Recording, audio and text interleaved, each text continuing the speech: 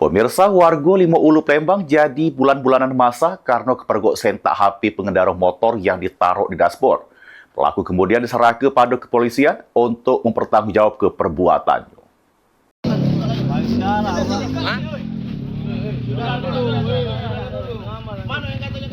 Dedi, 38 tahun, warga Lorong Mutiara 2, Lima Ulu Palembang ini bonyok jadi bulan-bulanan masa karena kepergok sentak HP. Awalnya korban yang lagi bermotor stop di Jalan KH Wahid Hasim seberang Ulu 1 karena seli ada kerumunan akibat adanya aksi maling lain.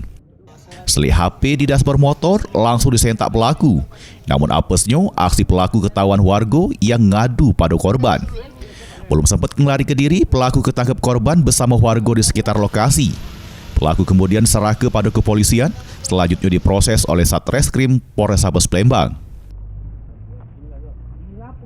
Baru kita dapatkan dari warga telah terjadi pencurian handphone milik warga yang kebenaran ada yang melihat saksi, jadi dikejar sama warga lain, dilimpahkan ke kita.